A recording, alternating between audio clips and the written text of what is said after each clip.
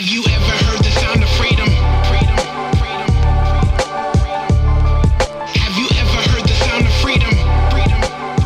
You're listening to The Flip Side with Noah Filipiak, connecting the reality of the gospel to the grid of life. You can support the podcast and pick up some sweet Flipside swag at www.patreon.com/Noah Filipiak. What is Flipoponami? Welcome to episode 95 of the Flipside podcast. 5 episodes away from 100. It's very exciting. Thanks for listening. Hey, today, just a heads up, if you say this at the very beginning, if you have any kids around, you don't want kids around while you're watching or listening to this episode. If you have kids in the car or however you might be listening to this one. So we're going to be interviewing Dr. Carol Tanksley today. We are going to be discussing her new book, Sexpectations, Reframing Your Good and Not So Good Stories about God, Love, and Relationships. And it is an awesome conversation. We're going to get into some deep stuff. It's just not stuff that I would want my kids listening to, because I don't want to have to explain things to them that they're not quite ready to be understanding. So with that, I'll read you Dr. Carol's bio here in a little bit and tell you a little bit more about the conversation. But first of all, some very exciting news on my end. My brand new book, Needed Navigation, is now available for sale. Trying to figure out where to put this thing. A teen's guide to his or her identity in Christ in a sex and porn-filled world. And I really, really want to encourage you to pick this up. This is my second book. Beyond the Battle was my first book. Beyond the Battle is a book written to men. And this is a book written to teenage guys and girls. And if you're watching on YouTube, you'll see it's very short. It came out to about 100 actual pieces of paper in the book.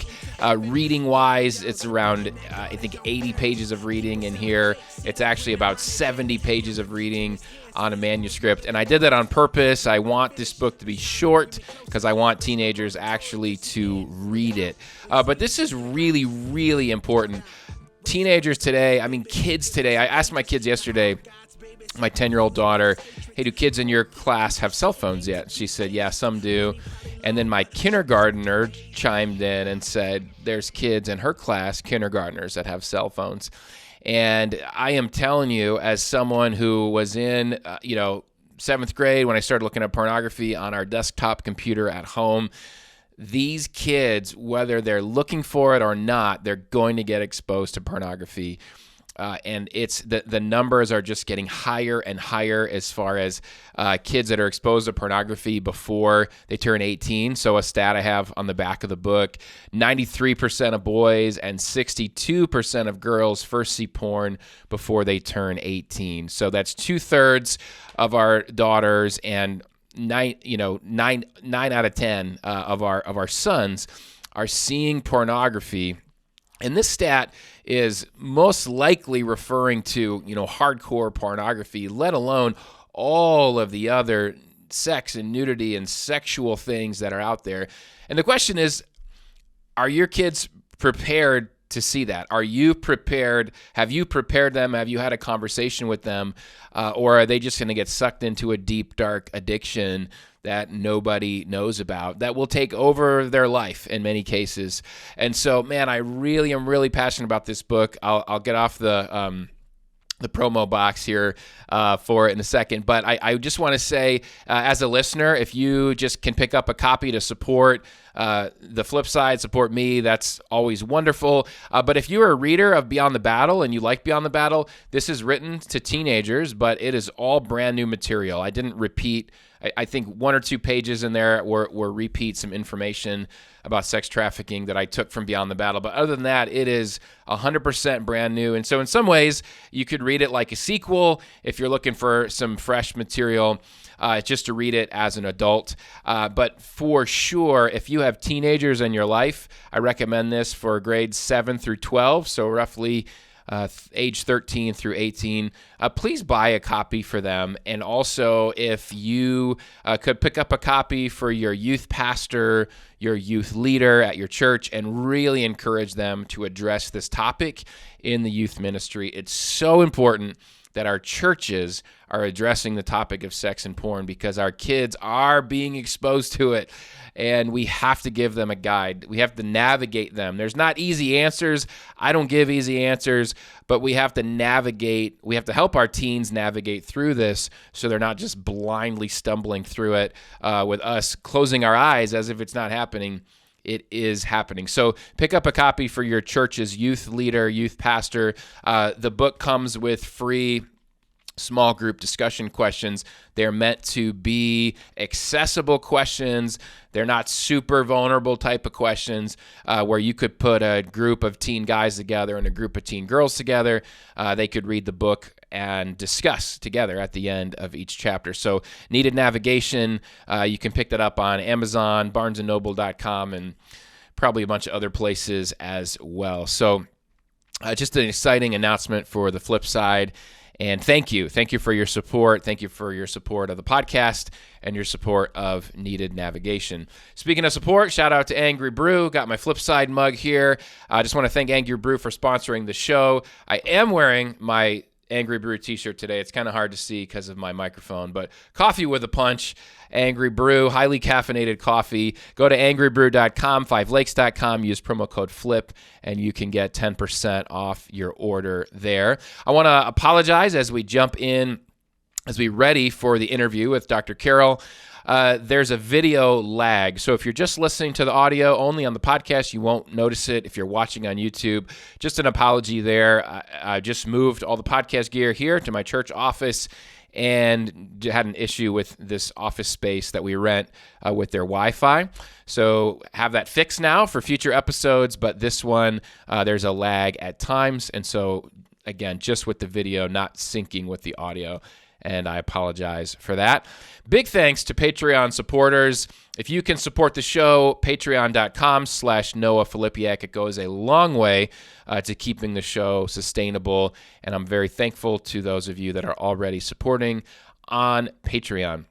Last thing, and then I'll read Dr. Carol's bio, and then we'll jump into the interview. If you're single or married, we have something for you in this interview. We do get into the weeds of marriage. We talk about different levels of sex drive between a wife and a husband, and it's really deep, important stuff. I think it needs to get talked about way more than it does in spaces like this. But just a heads up, if you're single, we do circle back to singleness.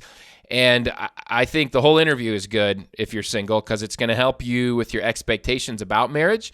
And if you never get married, we talk about that a lot as well. So just hang in there. I always try to make sure singles know that this is not just a conversation for married people. So let me read you Dr. Carol's bio, and then we will jump into the interview.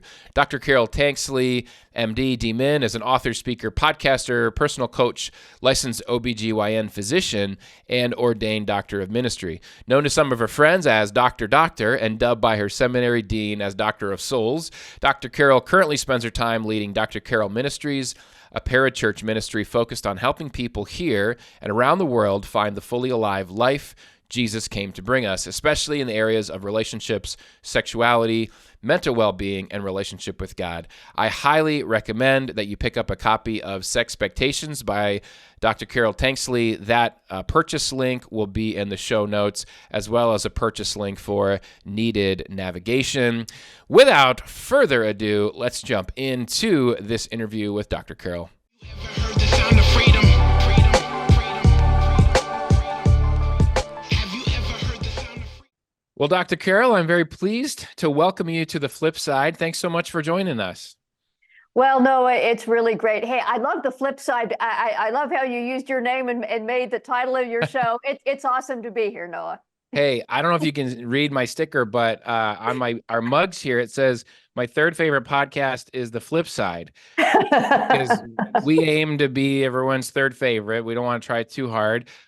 You also have a podcast, and so that could very potentially be I could promote that as a listener's first or second favorite podcast. Why don't you tell the listeners first about your podcast? That's how we met. You had me on your podcast. Yes. Talk about your podcast, the name of it, type of topics, kind of the scope of what you talk about, because I think there'd be some good crossover for my listeners. Well, thanks for that. Our podcast is called Relationship Prescriptions with Dr. Carol. Relationship Prescriptions should let you find it wherever you find podcasts. And we talk about everything relationships. Jesus made us to be relational. We need to be connected. So certainly we talk about marriage. We talk about what it's like to be single. We talk about the other factors that impact relationships, such as mental well-being, such as relationship with God. We get right into some of the nitty-gritty about what happens in our brains and the struggles people often have in relationship with God. So that's a little bit of the scope that we cover on our podcast. And we release an episode usually every week. Awesome. Sounds way better than my podcast. I recommend people listen to your podcast. That's awesome. In my hand, they should start with the episode you and I did together. Right. It was great to have you on. Yeah, thank you. No, we had a very good conversation. In my hand is your new book, Sexpectations. The subtitle, Reframing Your Good and Not So Good Stories About God, Love, and Relationships. And actually, my first question is going to be about story. It's in your subtitle. But before I jump into that, give us an overview of the book. Tell us a little bit about kind of what the book focuses on and who your reader would be for this book. Well, I have seen so many people struggling with the connection between faith and sex. Mm-hmm. Yeah, sex is a hot topic in our culture. And of course, culture says basically anything goes. The church has tried to Christianize that, and the church has come up with a sin list to do, not to do. And there's some arguments about that from time to time. But I think anybody who is especially a follower of Jesus and who has been wrestling with these things realizes that behaviors aren't enough. Just addressing what we do externally, it matters. Behaviors really matter. But what about the matters of the heart? What about what's going on inside, underneath, a level deeper, regardless of your relationship status? And so this book addresses those matters of the heart. It addresses our sexual story. Everybody has a sexual story, whether you're having sex or not. How did you learn about that? What does it mean to you? How does sex and God get connected or disconnected in your brain? What has evil done with all of that? And then most important, how do you bring Jesus into the middle of that? And what happens in your story when Jesus comes in? And this book is I believe, a practical way for people to know how to do that. How do you bring him into your sexual story and walk that out? Thank you very much. Yeah, and I as you describe the themes of the book, and as I've had a chance to look through it, I think there's a lot of overlap with my book, Beyond the Battle. Yes. And if reader, which is great, you love that where you're like, someone else is also preaching or, writing about the deeper below the surface stuff. And so if listeners who enjoy Beyond the Battle, I highly recommend Sexpectations. I think it's a great book for men and women, as well as married and singles. I think you did a really nice job of kind of making the book very inclusive, where you don't idolize marriage, you don't idealize marriage, you're very real, with what's going on. And so, yeah, I think some of my listeners, it could be I get asked a lot, from our guys that read Beyond the Battle, what do I read next? And this is a good one. So, yeah, thank you for that. I wanted to ask you mentioned story, and story is in the subtitle. And I think sometimes, and you said it, everybody has a sexual story, whether you're having sex or not. And I think there's legitimate sexual stories that, what my first thing I think of a sexual story is like, well, was I abused when I was younger? Did I have a lot of sex in my teenage years? A sexual story. And I've also noticed, particularly in the Christian world, that some sexual stories are more about, I didn't do anything with sex, and I was taught to really avoid sex. And someone like that might think they don't have a sexual story, but then they go to get married, perhaps, and all of a sudden, what is their sexual story is having a lot of effect on their marriage and on their relationship. I guess what I'm asking is, you've already kind of broken down some of those elements of a sexual story, but what would you say to someone that says, I don't really think I have a sexual story? Maybe they're even single, or perhaps married, and they would say, why do I need to dive into my story? Nothing bad happened to me. Yeah. Why would this conversation still be relevant to them? Because you were sexually formed somehow. And as you just illustrated, even if nothing overtly bad happened to you growing up and you didn't have sex until your wedding night, um, all that you learned or assumed or came to expect absolutely impacts your marriage. I was talking with a gentleman just a couple days ago who did not have sex before marriage, but he was taught nothing, either from church or from culture. He expected certain things when he got married. His wife did not. And that disconnect from the moment they got married has created enormous pain and tension. That's just one example. Another example is the young woman who comes to marriage, Christian, has not had sex before, has kept herself the pure word, and we can talk about that. I'm not so sure that's a healthy word in all contexts. But what does she expect? The starting to have sex with her husband is often painful physically. There's a lot to learn. Once a man and wife do come together, your own story illustrates some of that. So that's part of what I'm talking about sexual story. There are things that you learned before you knew you were learning anything about sex. Even if the word was never said in your home growing up, you learned subtext about how even if your parents were both together and if they had a decent or, God willing, healthy sex life, you learn things about it. Do we talk about it? Do we not talk about it? Is the husband, or in less often cases, the wife dominant? Who gets to make those decisions? And what do we do with feelings? What do we do with conflict? How do we address God when it comes to these hard things? And then you learn things in church if you went to church. You may learn that, oh, God and sex, never the twain shall meet. Well, maybe intellectually that's not true, but just what does your soul really at the heart level believe about those kinds of things? You learn things about what it means to be a boy or a girl, a man or a woman. That absolutely impacts your sex life. Things that may never have been verbalized, you still internalized. And that's a part of what I'm talking about with our sexual story. You also mentioned sexual harm.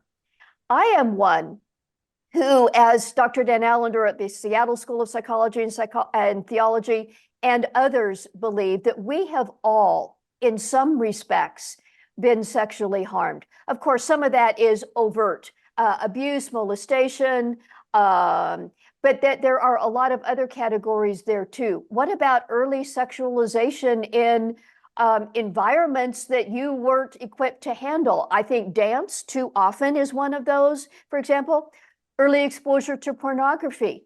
How do you learn about sex from porn? What do you learn about sex from porn? There's a lot of people in our culture, including Christians, who have been sexually discipled by porn.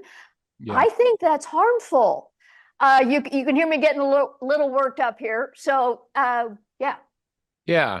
Yeah, I agree. Yeah, and you're right. And I like that phrase, sexually discipled. I think everybody is sexually discipled in one way or another, and I think that's huge. You mentioned some great examples that I've seen, play out. The predominant kind of group that I'm walking with, life on life, getting into the deep weeds with, is guys, because of my book, Yep. Beyond the Battle. And we have a diverse group of guys. We have single guys, we have married guys, we have guys that have overcome pornography or in process of overcoming pornography and other kind of more extreme ways of acting out, sexually as well. But at the end of the day, we're a community of guys that are trying to get these deepest needs met in Jesus and in community, which you talk about, both of those things. And so I want to circle back to some specific examples. I think particularly, we won't do it now, but here in a minute, I do want to come back to, what do you do in a marriage when, again, I'm working mostly with guys, but we'll have guys whose wife is not interested in sex. Sure. And often guys are like, well, I guess I'm, entitled to go look at porn, or I feel like I have to go look at porn, or often, they'll go somewhere else. I want to come back to that. And I think you have a lot to contribute to this conversation as a woman. You're working with both men and women. But I know you're getting into the deep weeds on that. And I think listeners need to hear that both. If there's, anyway, we'll come back to that. First, I want to ask you, what is sexual wholeness? So that's a phrase you use in your book. You mentioned maybe pure isn't maybe the best word. I know in the book you talked about sexual integrity is another word that's been used, and you've landed on sexual wholeness.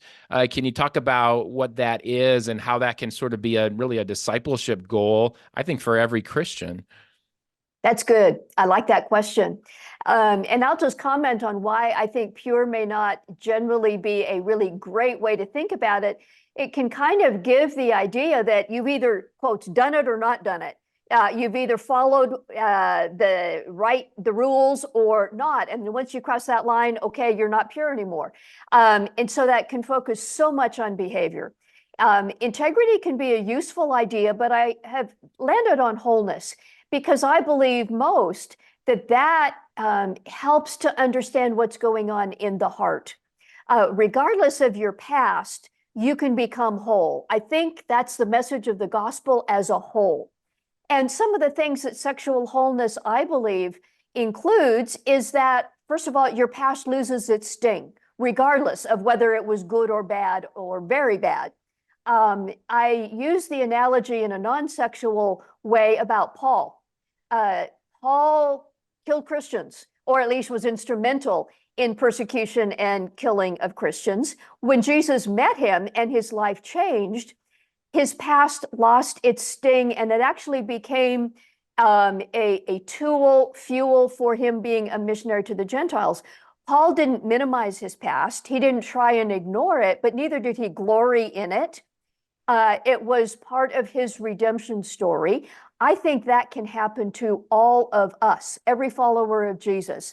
The things that were good and especially not so good in your past can truly become healed where they don't have a hold on you, and they find its right place in your integrated wholeness. Another aspect of sexual wholeness is, I believe, that sexuality is right-sized in your life, your being, your inner soul. Neither is it controlling you every hour or every day or every week. That the having sex or not having sex, the behaviors are not what controls your life, but that it remains an appropriate place of importance. Me now, as a widowed woman, I'm not having sex, but I am still a sexual being. So it has become right-sized in my life for where I am now. If you're married, you already alluded to, and we'll talk about this, sexless marriages. Sadly, that is too often the case, and we'll talk about some of the reasons. But that can illustrate why, for some, more often men, sex has a unhealthily large portion of their life. Yeah. For others, more often women, but it can be men too. You just kind of want to close that part off and never, quotes, go there, even if you are married. I don't believe either is healthy, so it becomes right-sized. And then sexuality needs to become integrated in all the aspects of who we are. Jesus was a integrated whole human being here on earth. God created us body, mind, and soul, and you can't compartmentalize off any part, including your sexuality. God created us that way as part of our relational nature in the image of God. Doesn't mean everybody has to have sex, but everybody is relational. We have the need for intimacy. So how is that part of us open? Not to having sex with anybody, but it's part of who you are as being made in the image of God. And that part of you then is submitted to Jesus in an ongoing way and what he is doing in you as part of the whole package. What would you say are the differences in the overlap between love, intimacy, and sex? Because you mentioned it there, we're sexual beings, but you might be single and, Yes. not having sex with anyone. We still are both I don't know if the right word is promoting, where believe the Bible still says sex is meant Yes. for marriage. Yes. But there's this, oh, I can't think of the word. You're definitely in like a limbo state when you're single. You're like, I'm still a sexual being, but I'm supposed to Mhm. save sex until marriage. And so you talk in the book about love, intimacy, and sex, Yes. and they're not all the same thing. And our culture has certainly, confused. Yeah. Even the word I just like make love, for example, that our Right. culture uses. I mean, Yes. that had nothing to do with love. We use the word sexual intimacy. It could have nothing to do with intimacy. Yes. Right. So can you just I like the distinction of those three words. They're different words, but they also have some overlap. Can you talk about that a little bit? Love that. God is relational in his very nature. God the Father, God the Son, God the Holy Spirit, eternally united, so close that we can say he experiences and exhibits infinite intimacy within himself. God created human beings in his image with the need, desire, and capacity in the deepest parts of our souls as part of how we are made in his image. God could not create us in his image without building that within us. And that applies to everybody of every age, of every gender, of every relationship status.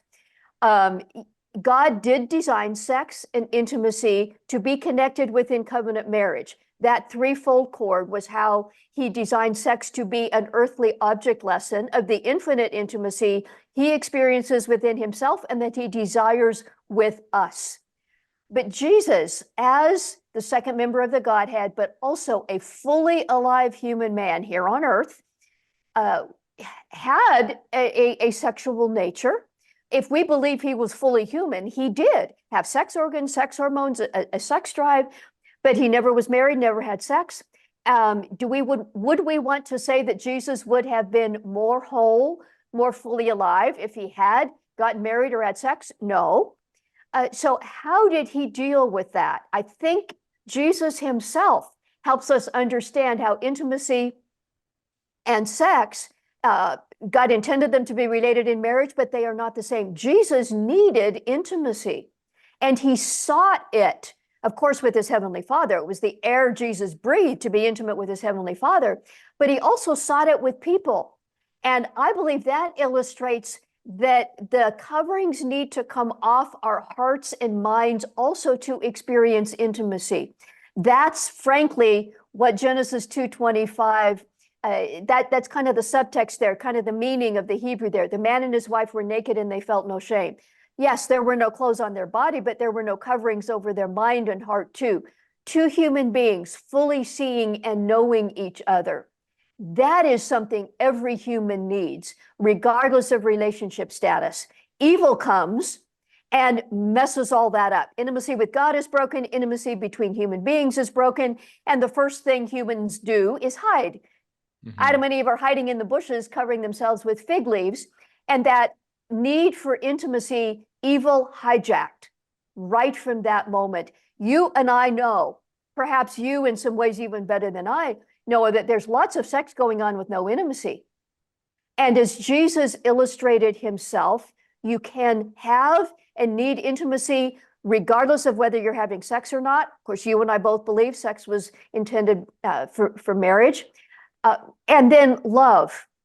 Our culture and in some ways even the church has euphemized love into all kinds of other things. And certainly what love is a topic that's enormous, and that could be many books and many podcasts. But you cannot experience love or intimacy just with the physical act of sex. And porn is a great illustration of that. The need for intimacy at the core of who we are, being made in the image of God who is love. We could talk about that for a long time, but I hope that kind of puts it in perspective. Yeah, that's helpful. I like just some of the ways you framed it in the book with singles and an unmarried person. How do we handle our sexuality in a God honoring way? How should they handle their sex drive? Is there more than just saying no? I think all those are really important. And as I've helping people and guiding and coaching people, I wrestle with you. You mentioned how several of your examples, and I've seen research on this, and we were talking about this early here in our conversation, Mhm. how, and you can just, as a woman who's helping a lot of women, you can help me and maybe some listeners understand this, that Okay. um, if okay, and I know your stat was helpful too. 75% of the time, the husband has the higher sex drive than the wife. 25% of the time, the wife has a higher sex drive. So I want to be, I want to be respectful and honor those. If you're the wife with the higher sex drive, that's a legitimate Yes. concern, right? That's a legitimate concern. So we're not like stereotyping here, but 75% is a lot. Where we could Yep. say, most of the time. It's the guy that has the higher sex drive. And there's so much that goes into that, right? And we talked Yes. about that in our conversation on your podcast about entitlement Yep. and stuff that guys have been taught. And I can just recap some of those bullet point things, like when a wife's not allowed to say no. And, like women and men have both been taught this, how a guy's entitled, like the Bible, here's this verse, her body is yours, and don't deprive each other. So it's like the wife can never say no. Women have been taught, it's your job as a wife to make sure your husband's not looking at porn. And the way to do that is to make sure you're available, sexually. It's basically the woman's job to make sure the man isn't sinning sexually, right? And this has been being taught for decades and Yeah. decades and decades in the church. And it's created a lot of unhealth, right? It's created a lot of Yes. unhealth. It's created a lot of entitlement, like we talked about. And so big part of Beyond the Battle is helping guys break free from that entitlement and how to Yes. then, love their wife. But then there's this, and I'm going to put you on the hot seat now. I'm interviewing you, so you get to answer the Go hard for it. questions here. Absolutely. Yep. There's a challenge if you're in a marriage like that. And I had a guy message me after our conversation. He listened to it and he said, basically, what about sexless marriages? Like, what Mhm. about a marriage where, and in this case, he's talking about his wife. He's like, where my wife, she does not have any interest in sex, like, and they've haven't had sex in years. And I can tell you, there's some guys in our group, our Beyond the Battle group, that are in a similar situation. And what I've read is, and I've heard some of your examples, that if a woman, when she's single and she's being taught all these messages about things like your body is kind of like your body's bad, cover it Yep. up.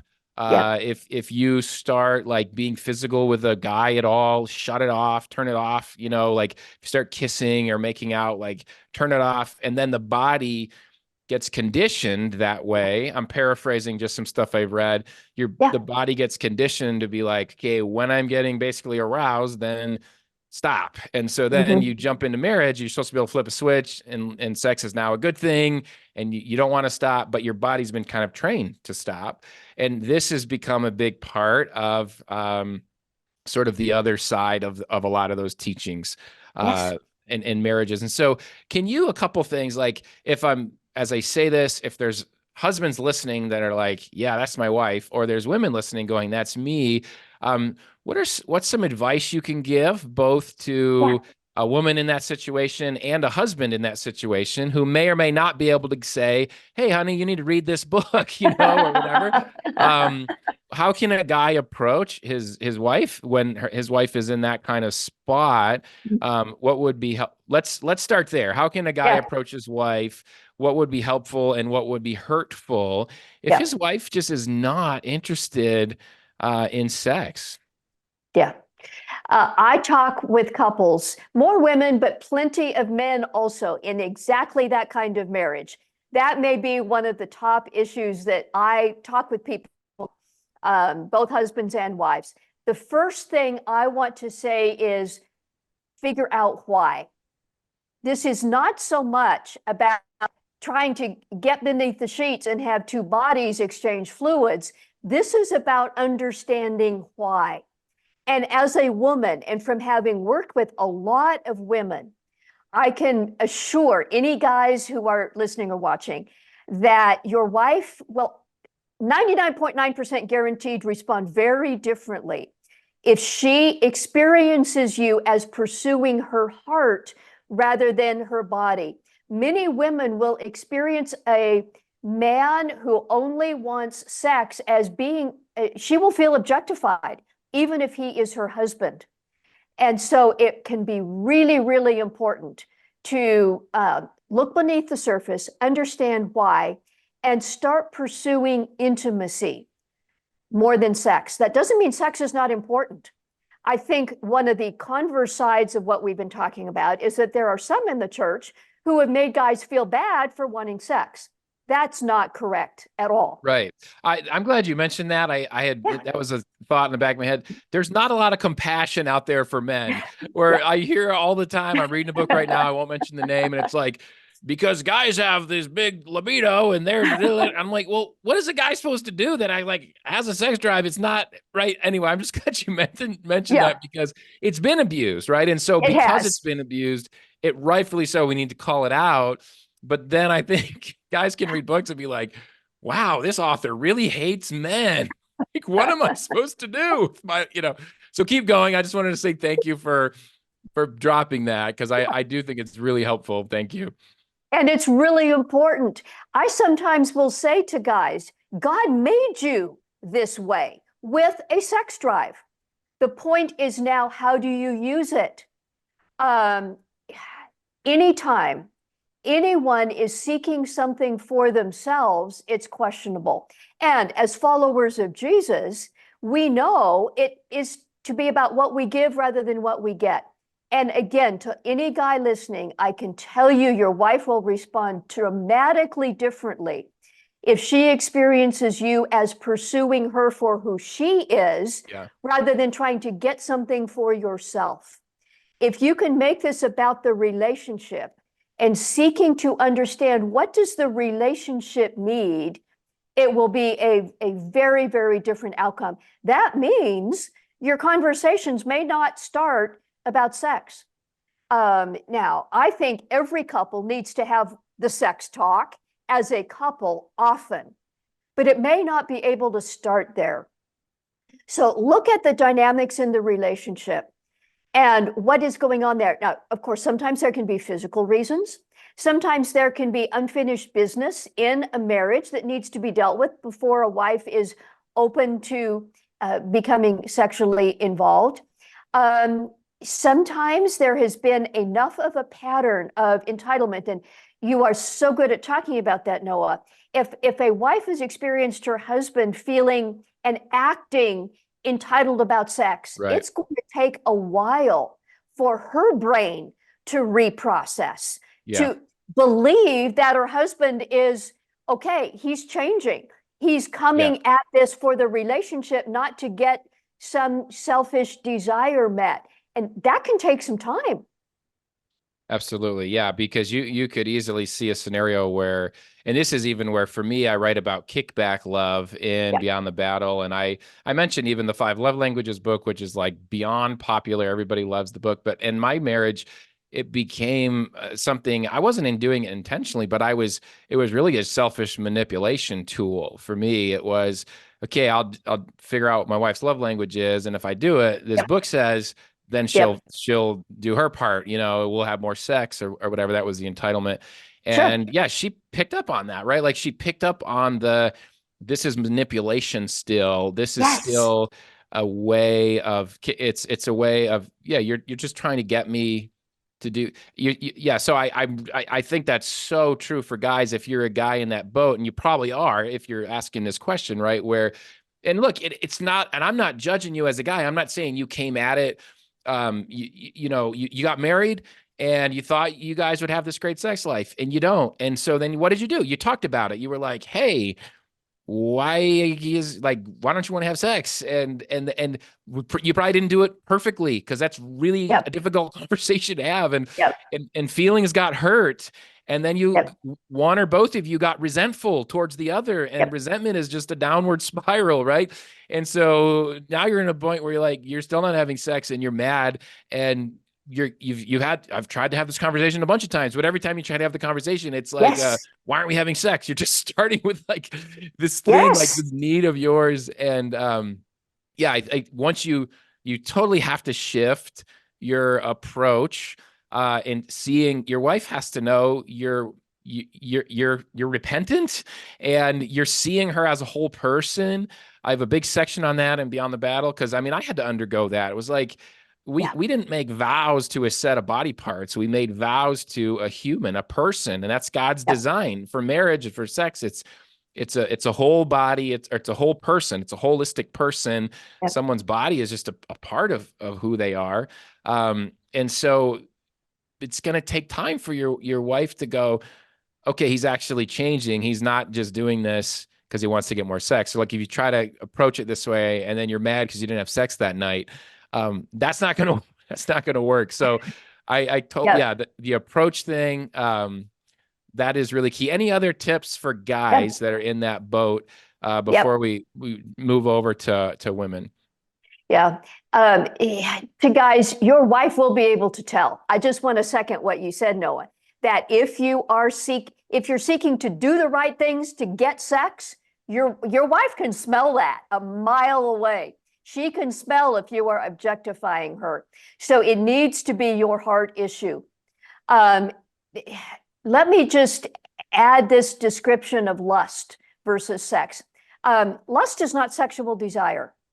There are places where the Greek word, if I remember right, epithemia, you're the pastor, Noah, you may know this better than me. It's let me look it up in my lust. Bible software real quick. And that'll sound smart. Keep going. But lust is basically, I want what I want, when I want it, to use as I want for my pleasure in the way that I want for as long as I want it. Right. That's lust. And if you want your wife in that way, she will be able to tell. And I want to be bold and say that is sin. The point is intimacy. The point is connection. God designed sex as a way for husband and wife to be connected. If sex is driving you farther apart, that's the opposite of what sex means. So for guys, some of you, and I'm going to be bold here again, some of you need to grow up. Some of you need to get over your little boy selfishness and think about somebody else. God designed marriage for you as a husband to lay down your life for your wife. And I can say, as a woman and from women I have spoken with, if your wife experiences you as serving her, it will be a very different experience. And again, I know some guys that say, well, I do everything for her. I cook, I clean, I make all the money, I give her anything she wants, but it's still to get something. God never promised you a happy sex life. And sexual intimacy in marriage is important. It is hard to build intimacy in marriage. One of the lies that culture and even the church sometimes promote is, okay, you just find the right person, you get married, and everything is, live happily ever after. No, I have yet to meet a couple where that has been the case. Maybe there are some out there. I have yet to meet them. I believe God intended marriage to be a laboratory in which to learn to love well, not to get your needs met. You know this as well or better than I do. There's many people who are struggling with porn that says, oh, if I get married and have all the sex I want, then my porn problem will be cured. Wrong. Right. So some of you have to grow up and realize that marriage is about giving to the relationship, not about getting something for yourself. And then I'm going to suggest a question, and this applies to both men and women, but in this context, especially to husbands. What has it been like to be married to me? What would make my wife want to come closer to me? If you imagine yourself as becoming the invitation, it can change things. And that doesn't only apply in the bedroom. That applies to who you are as a person, how you bring yourself to the world, to your marriage, and frankly, how you and God relate. It can really change things. Yeah, that's very helpful. And I mean, we're not saying that in a situation like that, and we'll shift over here to like if a woman is listening that finds herself in that situation, I'm wondering what resources, what tips, what advice, because I know you do a lot of that professionally. And I want to say to, again, in 25% of marriages, let's go back to that. Like a woman, even I did an interview on Java with Julie, who I know you're connected Yep. with Dr. Julie Yep. as well. And one of their staff wrote an article on that, and it's a woman, and she was Yes. saying like I really Yes. related, like, and she was so like normalizing for women that have the higher sex drive. So I want to bring that kind of into the room here as well. Yep. But so I want to say and I think we aren't saying it's good or even okay. Like if there's one spouse in the relationship that is like, they're the one that's like no sex. No, Right. like it's a sexless marriage because one person is just not open to sex. I I'm not endorsing that. I'm not saying like it's hard because every situation is different, and maybe you could Yep. speak into even some of why some of that. I mean, there's Okay. trauma that could be there. Yep. There's sometimes physical, even Yep. I don't know if disability is the right word, but there's physical ailments that can contribute to that. There's certainly there's the two-way street thing that we've been talking about. If there's been these previous kind of oppressive approaches to sex by the other spouse, it's going to ingrain this in there. There's deep work, right? There's deep work that both people are going to have to do. And I love what you said, like it's important to have the sex talk. And I wonder if I'm asking too many questions at once, but I think even some tips of how to have the sex talk can be helpful because it's really hard to have the sex talk when you're in that boat and it's basically going to end up with the other person crying because they're like, I would change it if I could, I can't. And then the first person crying or being angry because they just are like, well, you're just rejecting me again. And I feel so rejected. And I mean, maybe let's start there. What are some tips for having that type of talk within a marriage? Okay. The point is seeking to understand long before seeking to get something for yourself. That actually is a principle made popular by Stephen Covey in 7 Habits of Highly Effective People in every kind of context, but it really applies here, seeking to understand before seeking to be understood. So kind curiosity, and not in a 20 questions kind of way, but in an empathetic kind of way. And here's another tip for husbands. It's just as important for wives. Put yourself in your spouse's shoes. And that's why I mentioned the questions a minute ago. What's it been like to be married to me? And what might help my spouse want to come closer? And then if this has been an area of contention, and every time you bring up sex, there's crying or tears or anger and whatever, then that's not the time to have the sex talk. It's the time to have a seeking to understand kind of talk. Yeah. Sometimes that needs a third party. If there is absolutely no communication at all, that is going to need a third party. But the point is to understand the other person's experience. And that's the way to start talking about all of these things.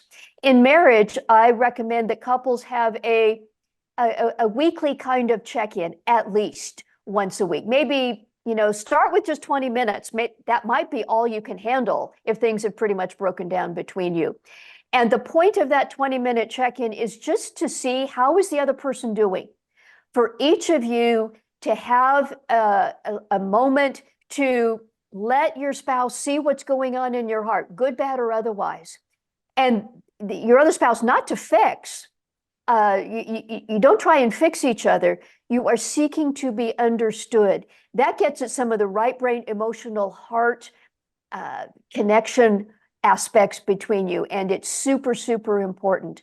For those who tend to not want to talk about feelings, or more often men, but some women too, like to fix things, I want to say listening is helping. It can feel very uncomfortable if you are listening and you don't try to offer a solution.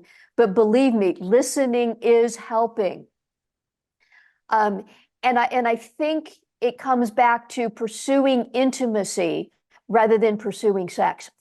There's been great research on this by Dr. Michael Seitzma and Dr. Shanti Feldheim were two who have done this. But the point is, sexless marriages, they got spouses surveyed and would ask them, if everything were wonderful and it was just up to you, how often might you like to have sex?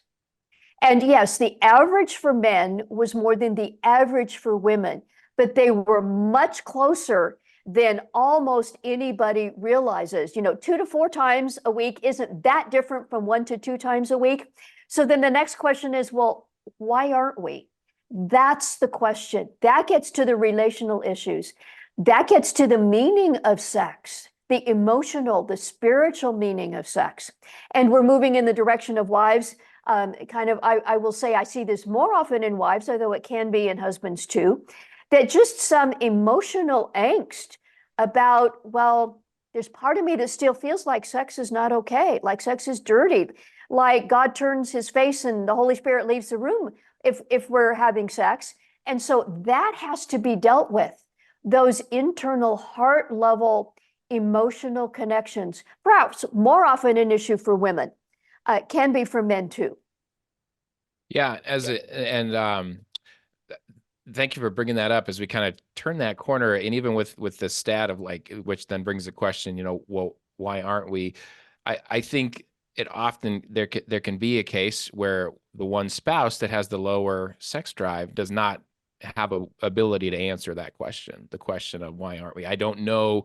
Like if a husband and wife are just trying to talk this out together and Yeah. trying to ask these exploratory questions and even doing it carefully, they're kind of like, if I knew, then it wouldn't be a problem, So are there, what advice do you give, or is there resources you can point them to for like someone else helping them kind of get to Sure. the deeper level of, okay, what is going on beneath the surface? Yeah. Something that has helped me understand a lot of people I have worked with is the difference between spontaneous sex drive and responsive sex drive. Statistically, more men have the spontaneous sex drive, and that in some ways correlates with what many people think of as a higher libido, but it's not exactly the same. A spontaneous sex drive means I'm thinking about sex, I want to initiate, it's part of my mind on a regular basis. Responsive sex drive, on the other hand, means I may not hate sex, but I have to be in the right place, in the right mood, at the right time. And then if the circumstances are right, I can really get into it and enjoy it. And that's the case for a certain number of couples. I'll talk about those who hate sex here in a minute. But for those where one partner has a more responsive sex drive, that's okay. That can be normal. And I want to say to husbands, many of you may want your wife to initiate more and demonstrate sexual desire for you. That's an okay desire, but realize she may have the responsive type of sexual desire, and that is okay. Understanding that can take a bit of pressure off both spouses. And in that case, it's what might help me want to come closer to you, including sexually. For some with a responsive sexual desire, that can mean scheduling sex. If I know that that's where we're heading this evening, I can prepare my mind, my body, my environment, and it's going to be a much more pleasant thing. I had one wife say to me, if my husband would just sit down and hold my hand and we watch TV together for a little bit and connected emotionally, I could enjoy sex. But if he just thinks, because she doesn't want to jump in bed with me the moment I ask, that means she doesn't want me. It may not be true. It may be that her heart needs to be drawn a bit. Woo her. So that's one category of marriage. Then about those who truly hate sex. That almost always, and I'm going to say always, comes from somewhere. Might be trauma in the past, could be. It could be some of those religious messages. So what I want to say, especially to somebody who may feel like I hate sex, and if you're still listening, my hat is off to you, that you are still listening and engaged to this point. So my encouragement to you is do the work. Do the work to uncover the places in your soul that are struggling to feel like sex could be a good thing. That may take a third-party help. It may take a Christian counselor. There is an association of Christian sex therapists. I don't have a website right off the top of my head, but you might search for the Association of Christian Sex Therapists. That's a thing. And these are certified people who have done the work to help people in some of these sexual difficulties. I end up seeing that this ends up being a big part of what I do. I do think my book, Sexpectations, can help both partners get under the. This is not a book about having a better married sex life, although if you deal with some of these issues, you will have a better married sex life.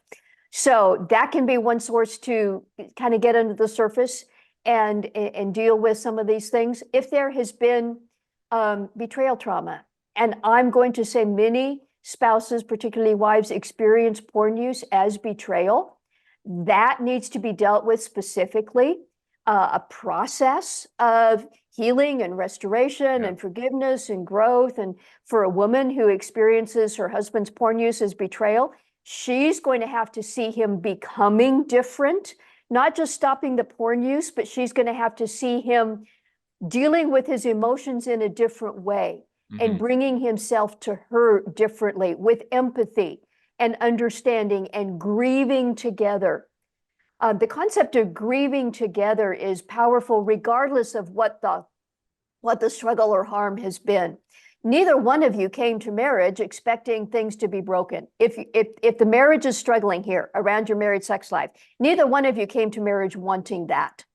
So to be able to see and hear and feel each other's pain in that will go a long way toward healing. And I just want to say, for couples who address this kind of challenge and persist in repairing the relationship, the bond can become even stronger. I think, Noah, that's likely what you and your wife has experienced from the part of your story you've shared that I'm aware of. It can become better than it was before. And I just want to reflect back on the gospel that is what Jesus does with any part of our lives who are broken, including this. Yeah, and particularly in my story, and again, every story is different, not saying a listener, this is your exact story, but when my mindset was on objectification, and I was taught by my sexual purity books, just don't look at porn, look at your wife instead, and my wife I was taught, not using these words, but essentially that she's a sex vending machine. And, and that's what was taught to men and women, in the church.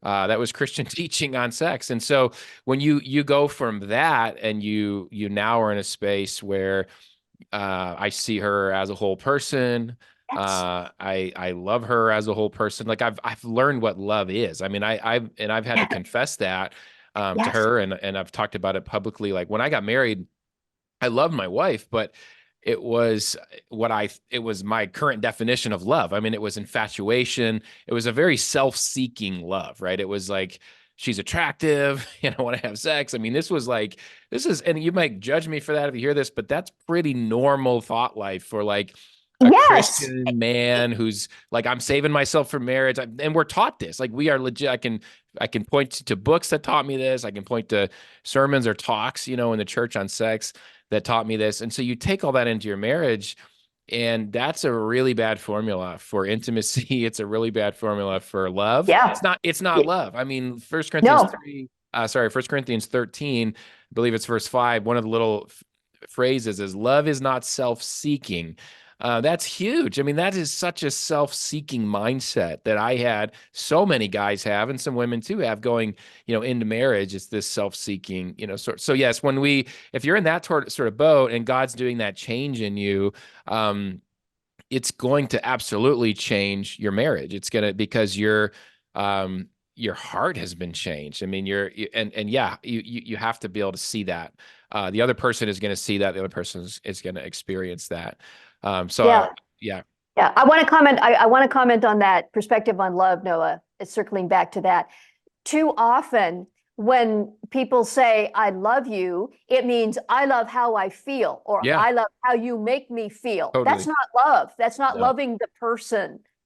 And that's a place that many need to learn and grow up. To wives in this area who are struggling, can I say no? and my husband wants it, but I don't feel it. Here's what I say to wives whose husbands may want sex more often. When you can offer sex as a generous gift, as a way to enter together and nourish the connection, that is a good thing. When it is duty and obligation, that is not helpful. That breeds resentment.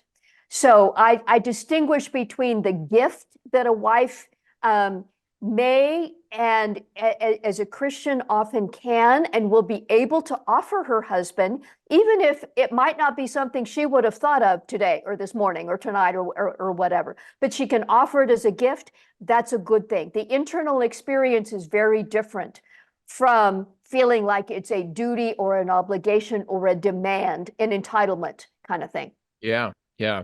I want to introduce a new question that sort of this conversation leads into, and it's about circumstances. So I want to bring singles back into the conversation here. And I think when we talk about whether you're a husband or a wife and you're in a marriage and it's unsatisfying and you have a circumstance and you really want that circumstance to change, you would even say, I need this circumstance to change. And so often I think people would approach a resource like your podcast, a resource like your book. They would say, okay, I'm listening to this podcast right now, this conversation between Dr. Carol and Noah, and I'm going to apply these things.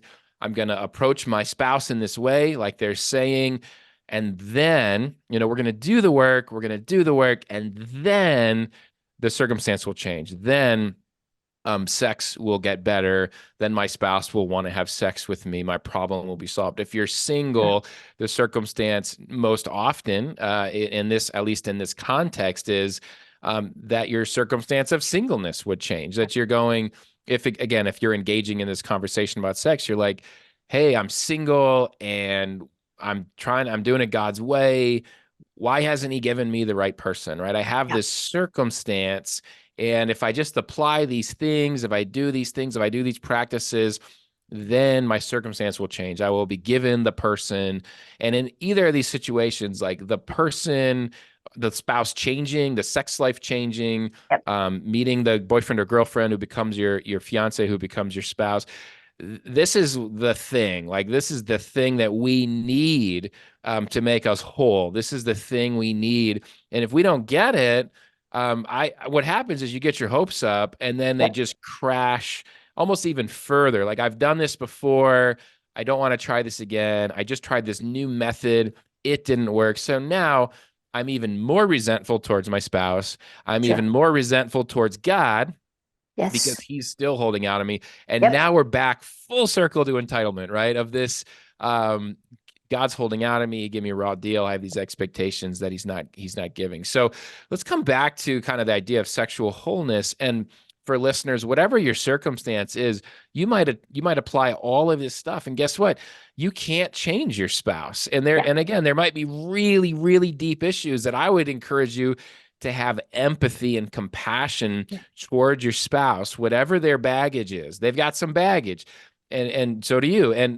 But their baggage is preventing their sex drive from coming alive. Instead of looking at them resentfully, instead of looking at them judgmentally, can you look at them with empathy? Can you look at them with compassion? Dr. Carol, cannot guarantee that can change. I cannot guarantee that can change. I don't know. I don't know the future, but I know that, like you said earlier, God does not promise us. He does not guarantee us a fulfilling sex life. He doesn't. It's not part of one of his promises in Scripture, and so we can't hold him to that because it's not a promise that he made. So let's kind of talk about this again, or let's come back to this. Like, even if someone's circumstances don't change, how can they get their needs met still? How can they live? How can they live a fulfilling life and not be depressed all the time and feeling empty all the time? Yes. Great question.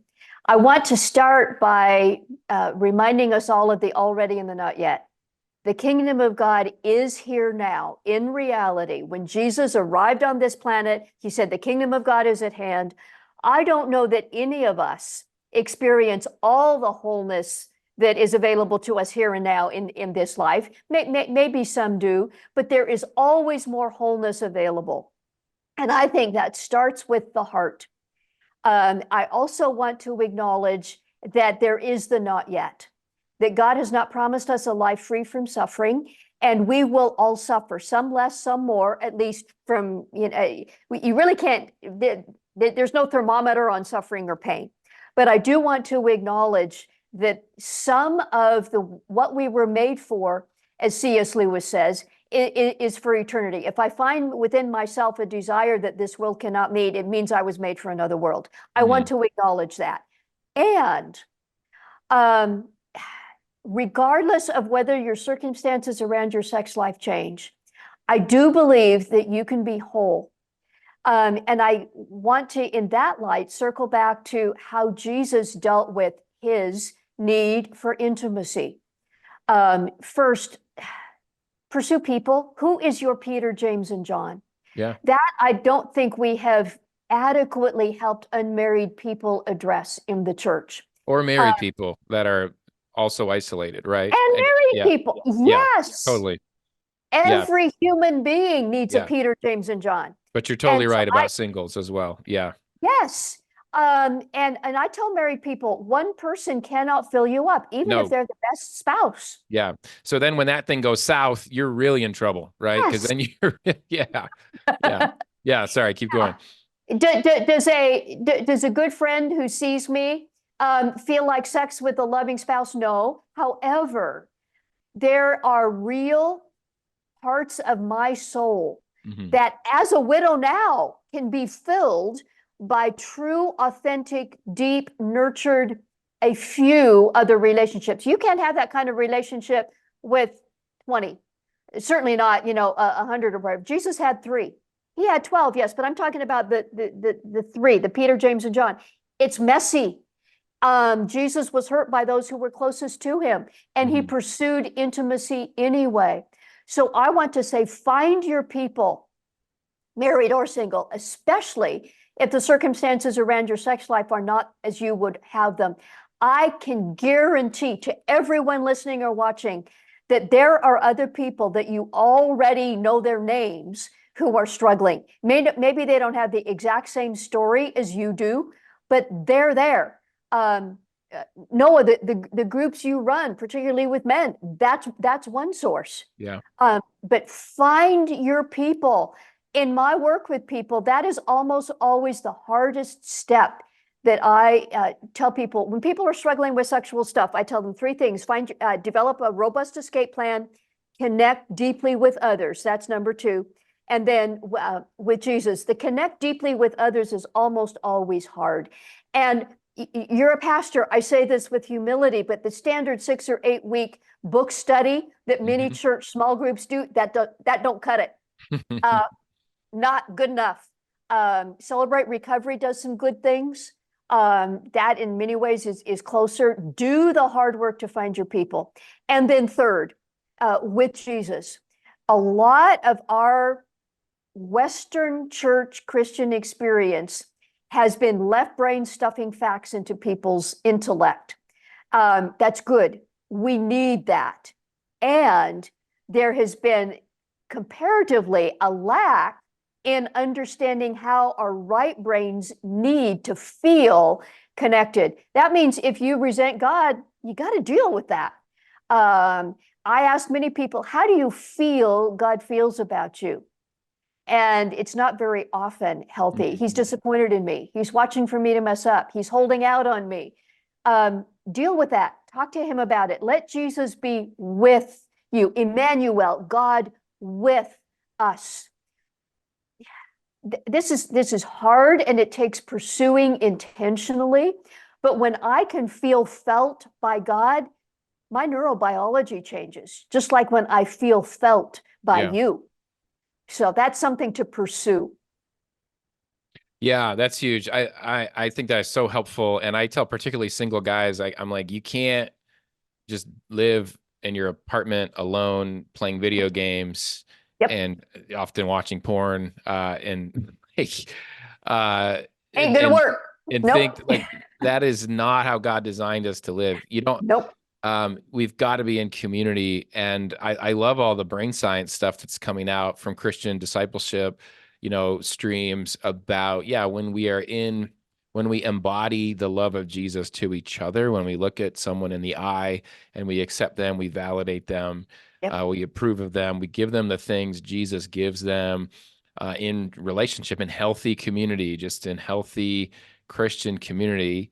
It heals our brain of trauma. It fulfills those needs that we're looking for. And at the end of the day, nobody is Jesus except Jesus. And so Yes. if you think that like the next guy or girl is going to be Jesus for you, they're not. Only Jesus will do that. I'll close my thoughts with this, and then let me toss it back to you, Dr. Carroll, if you have any closing thoughts for listeners as we talk. I've thought about this a couple times, and I know Lori Krieg endorsed your book, and Lori also endorsed Beyond the Battle, and I'd recommend for singles or married couples that are struggling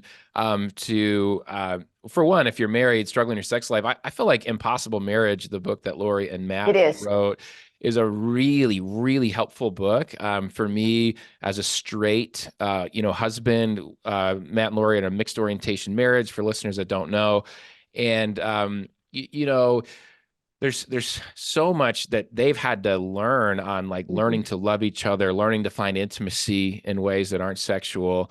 Yeah. And the book's really a blueprint for that. It's really a Yes. blueprint for some of the things that we talked about. And then also, I think about often, Greg Coles has a book called Single Gay Christian, and his book is so clear on how some of the things we're talking about how one, like the family of God is his family, and Yes. that Jesus is like fills up these deep needs in him. He just does such a good job of explaining like the already but not yet kingdom and looking forward to, what will it be like to be with Jesus now? But we're talking about people in the church that are gay or same-sex attracted, and they've made a commitment despite their attractions, despite even what would be really their natural inclination.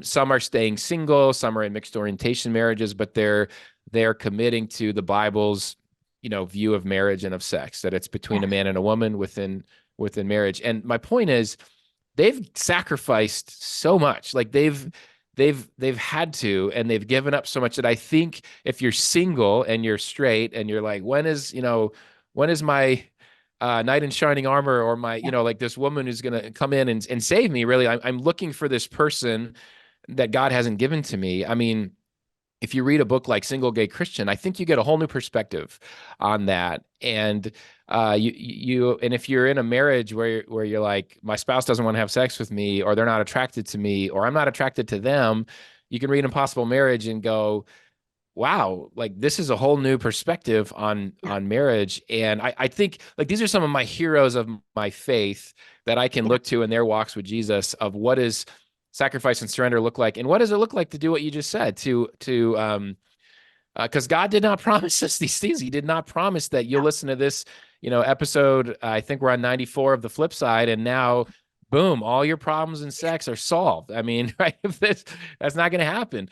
And so we have to come back to this open-handedness with God, and give him these things, and he can meet these needs, and he will meet these needs outside of sex. In fact, I'd go as far as to say we can't look to sex to meet these needs, because if we do, we've got the whole thing backwards again, just like we were talking about at the beginning. So those are some closing thoughts I have for listeners, and perhaps some resources to check out if you're not already familiar with. Dr. Carroll, can you give our listeners just some closing thoughts about, we've kicked up a lot of stuff here. We've kicked up a lot of dust in the air. Maybe just some words to help, bring some counsel to the conclusion of this. Sure. I love Greg Coles, his work, his book. I love Matt and Lori Krieg, their work, their book, Impossible Marriage. I love the perspective that you kind of closed with, Noah, that no human being can fill you up. A happy sex life will not fill you up. That's a lie that culture has put out there, contemporary culture, that you have to have a happy sex life to be whole and fulfilled. The church has Christianized that to say, therefore, you must be married. Well, no, that's not true.